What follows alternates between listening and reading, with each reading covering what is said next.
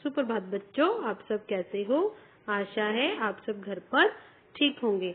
आज हम एक और नया पाठ करेंगे जिसका नाम है पर्यावरण और प्रदूषण। पाठ 14।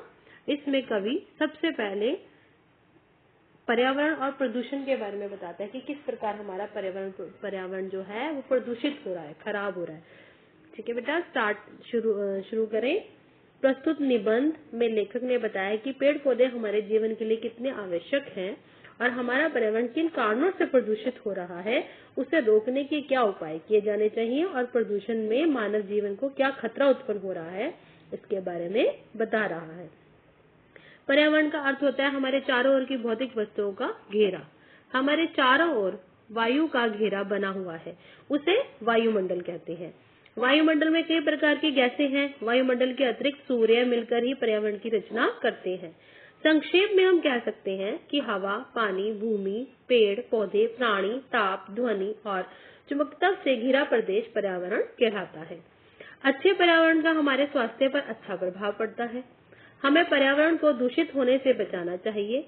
यदि पर्यावरण अच्छा नहीं होगा तो हमारे स्वास्थ्य पर इसका प्रभाव बुरा पड़ेगा। प्रकृति हमें निवास के लिए भूमि देती है, श्वास प्रवास यानी कि ऑक्सीजन देती है, वायु जीवन शक्ति के रूप में सूर्य का प्रकाश, ताप आदि देती है। ये सभी प्राय अपने वास्तविक स्वरूप में शुद्ध होते हैं, परंतु मोटर वाहनों तथा कारखानों से निकले धुएं एवं कारखानों तथा हमारे घर से निकले अविघटित कचरे आदि से ये अशुद्ध और दूषित हो जाते हैं। इससे हमारे स्वास्थ्य को हानि पहुंचती है। उदाहरण के लिए वायु को लो। वायु में हम हर समय सांस लेते हैं और छोड़ते हैं। शुद्ध वायु हमारे फेफड़ों में जाकर हमें प्राण शक्ति देती है। प्रश्वास द्वारा इस दूषित वायु को बाहर निकालते हैं। इस प्रकार अनेक प्राणी वायुमंडल को अपने प्रश्वास वासों से दूषित करते रहते हैं।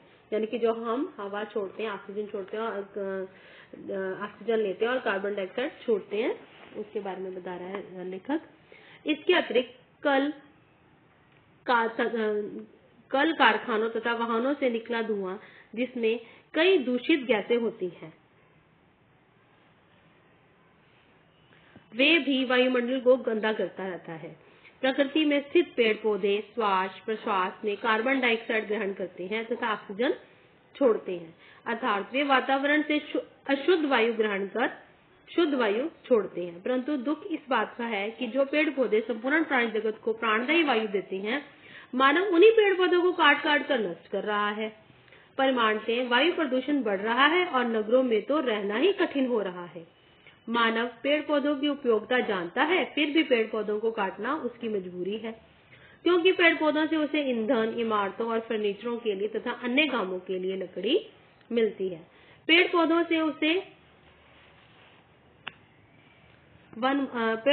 की महत्ता को देखते हुए वह वन महोत्सव मनाया जाता है, जिससे पेड़ पौधों की वृद्धि हो। फिर भी पेड़ पौधे उस संख्या में नहीं लगाए जा रहे जिस संख्या में उन्हें काटा जा रहा है। परिमाणतः हमारा पर्यावरण दूषित होता जा रहा है। वायु को शुद्ध करने से सूर्य का ताप, वर्षा का भी बहुत योग रहता है।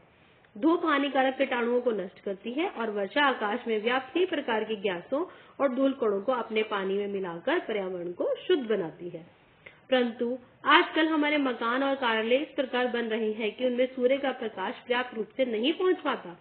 वनों के कट जाने से वर्षा भी यथा समय तथा पर्याप्त नहीं हो पाती।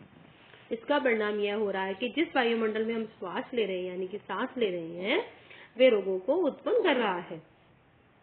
अब जल को लीजिए झरनों, हिमालयों यानी कि हिमालयों को क्या बोलते हैं, हिमालय से आता हुआ जल प्राय शुद्ध होता है, परंतु कल कारखानों से निकला कूड़ा करकट तथा नगरों से सीवरों में बहते मल मूत्र आदि सभी को नदियों में गिरा दिया जाता है, जिससे जल भी दूषित हो रहा है। और यद्यपि नगरों में इसे स्वच्छ करने के पर्याप्त साधन है, तथापि शुद्ध जल प्राप्त मात्रा में उपलब्ध नहीं हो रहा है। हैजा, पेचिश आदि कितने ही रोग दूषित जल के कारण लोगों के प्राण ले रहे हैं। पृथ्वी, जिसे माँ कहकर हम अपना घनिष्ठ संबंध जोड़ते हैं, वे भी हमारी त्रुटियों के कारण दूषित हो रही है। हमारे कूड़े कचरे में प्राय वे पदार्थ होते हैं जिसका विघटन नहीं हो पाता, जैसे प्लास्टिक की थैलियां, रबड़ और टायर आदि। इनमें से भूमि की उपजाऊ शक्ति तो कम हो ही रही है, साथ ही यदि ये किसी पशु के पेट में चले जाएं तो इससे इसके प्राण भी जा सकते हैं। इसके अतिरिक्त गांवों तथा नगरों में यद्यपि कूड़े कचरे के लिए कूड़ा घर बनाया जाता है, तथापि लोग सड़कों और गलियों के किनारे एवं इधर उधर कूड़े के ढेर बना देते हैं। इनसे बदबू तो होती है, पर मक्खियां भी भिन भिन आती हैं।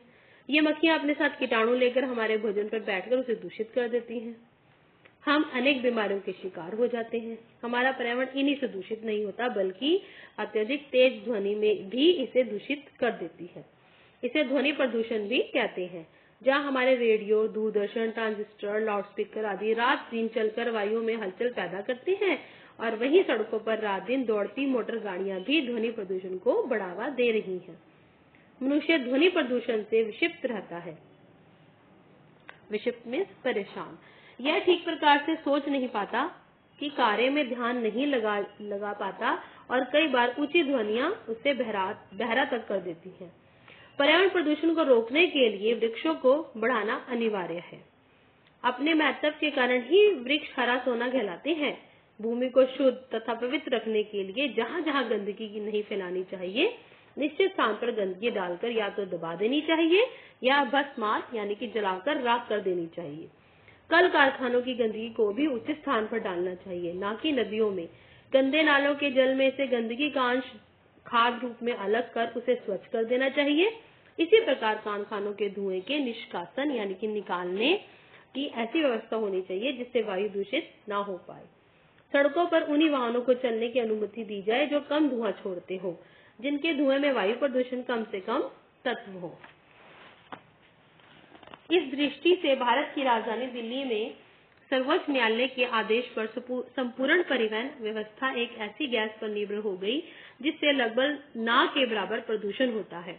इस गैस का नाम है कंप्रेस्ड नेचुरल गैस यानी कि सीएनजी अर्थात घनीकृत प्राकृतिक गैस।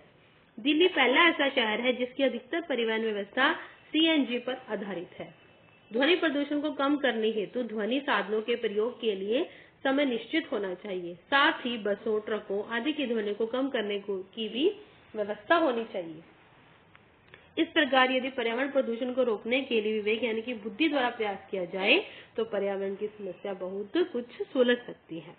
इस प्रकार ये पाठ खत्म होता है। अब आपने इसके शब्दार्थ अपनी हिंदी की नोटबुक में करने हैं। कल मैं जूम क्लास में इसके प्रश्न उत्तर डिस्कशन करूंगी और आपसे रीडिंग भी करवाऊंगी। ओके बेटा, धन्यवाद।